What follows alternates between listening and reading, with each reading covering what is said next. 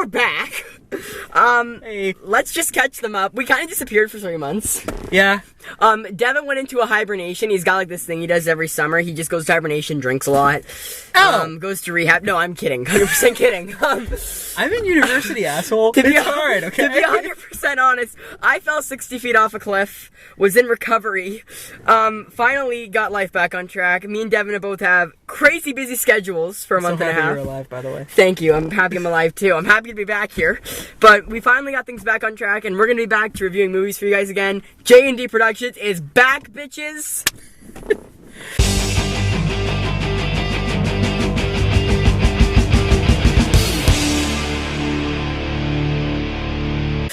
Anyways, we just saw Arrival. And for those of you who don't know, Arrival is a movie that sat at 100% on Rotten Tomatoes for almost a week. And as soon as I saw this, I thought, no, they're crazy, or not enough critic reviews have come out yet. And then it dropped to a 93, and I was like, that sounds more normal after Devin told me that today before we saw the movie. I think it was at 93. It's at 93 last 93, time. something like that. Anyways, the point is, holy fuck, why did this movie drop? We picked a gem to go back to. This is my third time seeing this, in full disclosure. I saw this on Saturday. I saw this on Friday. I saw this opening night because I was super pumped. Then I saw this Sunday, and then I saw this Tuesday. And I can happily confirm that this is a beautiful movie that is absolutely a cinematic landmark. Holy fuck. As me and Devin were actually just discussing, we kind of witnessed what we believe is a classic on screen, which is something that's beautiful. Because, like, imagine if you could go to the theater and watch Rear Window for the first time, or Psycho, or as you said, Memento, or Seven. Vertigo. I feel like we just witnessed that. Yeah, for ourselves. me, I think the best movie to compare this to, and I know not everyone loves this movie, but if you're a cinephile, you should, 2001: A Space Odyssey. It is so unique and so fresh and so beautiful. This film has a stronger narrative than 2001 does, because 2001 is very much more visual. Mm-hmm. But this film, it's so... Okay, I want to break it down. So first... Devin's gonna go first.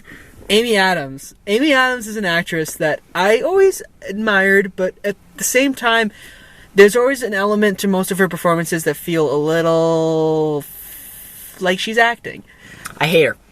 Oh, wow, okay. I really don't like Amy Adams. But in this film, she feels so genuine, and I bought her character. I really believe that she is Louise Banks.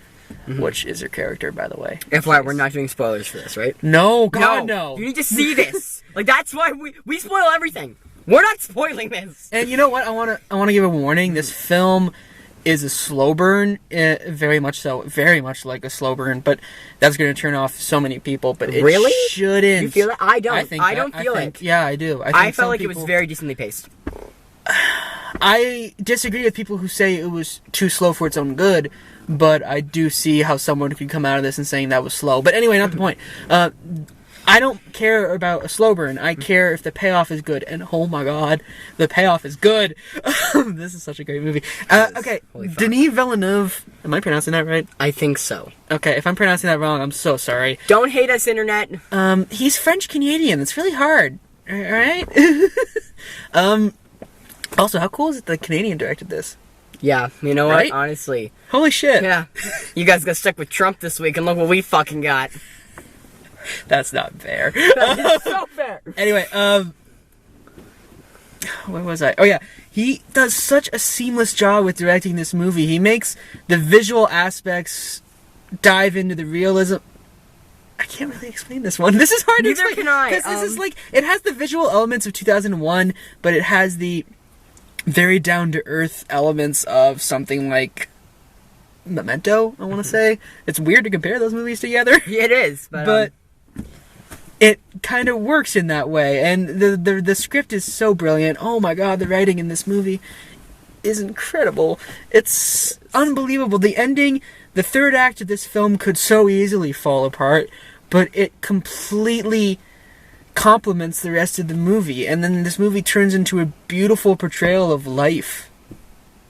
I sound so much like a stoner right there. You do, but it's fucking true. This is perfect science fiction, the greatest science fiction touch on philosophical ideas, and this movie does it wonderfully. I really think this is the best science fiction film of the 21st century. Its only real competition is Children of Men.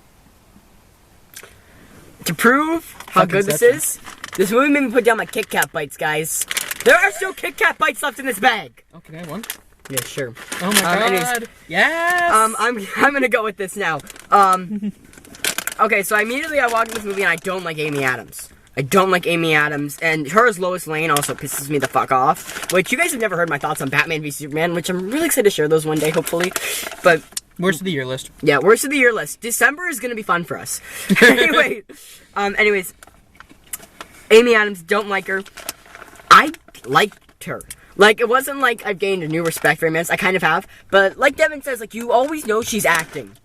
You always buy her performance. And these characters, I was emotionally wrapped in it. This movie makes you think. And I love it. It makes you think, and it makes you think you kind of have something on, and then that's gone. No, this is completely wrong. You're in the wrong direction. And it does that like 50 times. And you're always thinking, you're always trying to figure this out, and you're invested. And that's what I think makes it feel like it doesn't go slow for me. Like, I can, now that I think about it, I can see people thinking it would go slow, but because I was so invested into it, and because it was such a great story, and just... It's fascinating. Yeah, it's fascinating, like, and it's realistic. Yeah! If aliens actually came to Earth, this is realistic. And that's something, like, I think it was only half an hour in, and I automatically said to myself, I said, this is realistic. And I wanted to say that to Evan, but I already said a few things, and I didn't want to be annoying. I already half an hour through the movie. Sorry, this is my third time seeing it anyway. But anyways, it's realistic, and I fucking loved that. I honestly did.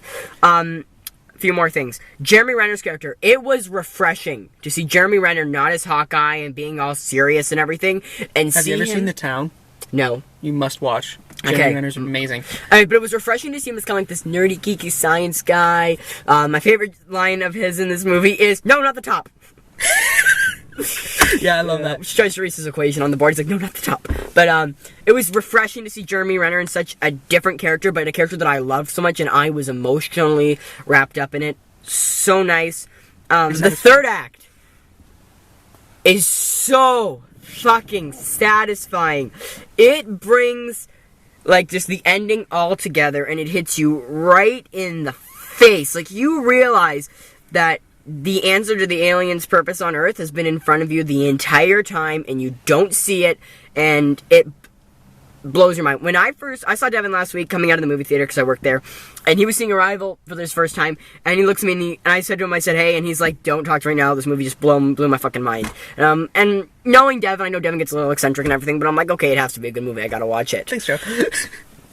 Ask Devin. I can only say, like, oh my god, for like the past 2 minutes. Like, I went to see this with my cousin. Fuck! The first time I went to see this, I went to see it with my cousin. In the last 20 minutes, I watched the film kind of like this, because, like... Oh, the my third act's brain amazing, actually but hurts. hang on. When the film ended and the title card came up and said Arrival, I looked at my cousin, I grabbed him by the shoulder, and I said, "This is why I go to see movies." And you have to understand, film criticism gets a bad rep because people just view us as cynical. And granted, I'm not a professional film critic, I'm doing this for fun. Yeah. But we're only cynical it's on Fridays, not, guys. Criticism just creates the illusion of cynicism. We're not being cynical to be assholes. We see something we love, and we will love it more than anyone else. And my god, I love Arrival. This movie is a cinematic landmark, and I'm calling it. It's the best film of 2016. You know what? I highly doubt anything will pass this. I'm with him. I'm optimistic that La La Land will, but I doubt it. This film is absolutely... Why him? I think Why him may actually have a chance of surprising this. Why him? Why? James Franco is gonna bring it, guys! But, Okay, so... Great. Wait, I just gotta wrap up a few more final thoughts. Like, my mind AES was blown. Like, I honestly can't put my thoughts together so much right now.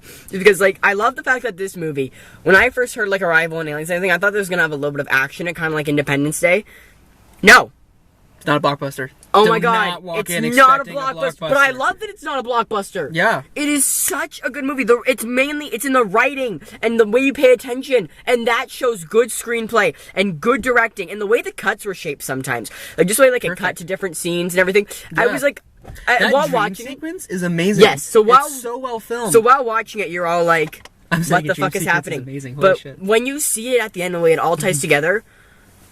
Oh my god, like... It's pure perfection. Everything in the script guys, I can't process the script how so beautiful perfectly. this is. The writing is pitch perfect. The direction is pitch perfect. The acting is pitch perfect. There is nothing wrong with this movie. I'm blown away at how good this is, and I can't believe it. I want to talk about Denis Villeneuve's pause for a second. Wait, one more thing. Go for it. The score is incredible. The score to Arrival is amazing. But and I want to talk...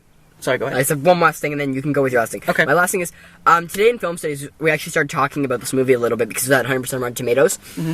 And one person in my class who had seen it, he said that he liked it, but he didn't like how the ending, it kind of just cuts out. You didn't really realize that it ended until you saw the whole Arrival on the screen. And bullshit. Bullshit, yes. I disagree with that completely. But bullshit, yes, I completely disagree with that. But at the same time, if it did cut like that, I just want to say, I wouldn't have minded. Just because of the way the film goes and how it kind of has the theme of time, and how time is just going to keep going, I wouldn't have minded if it just awkwardly cut. Because I feel like that would have actually been like a really creative thing for the director to do.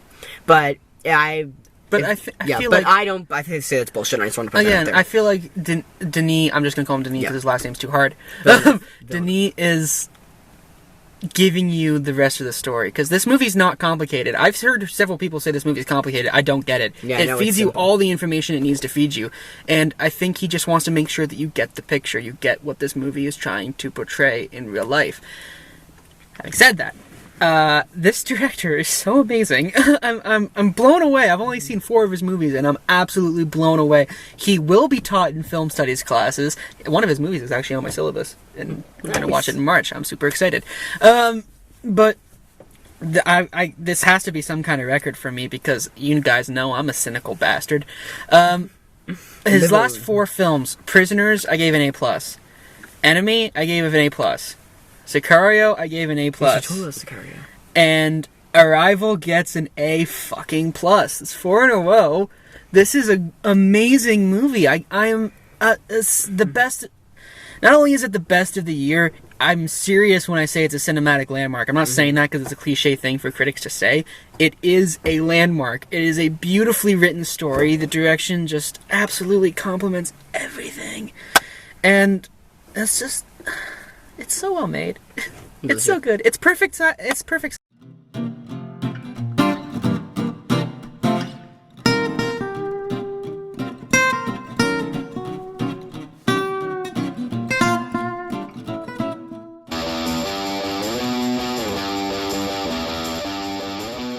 There's a reason why we're reviewing this movie that we did not see together. It's also a popular movie. Not only is it just that, we have completely different opinions for once. I loved this movie. I thought...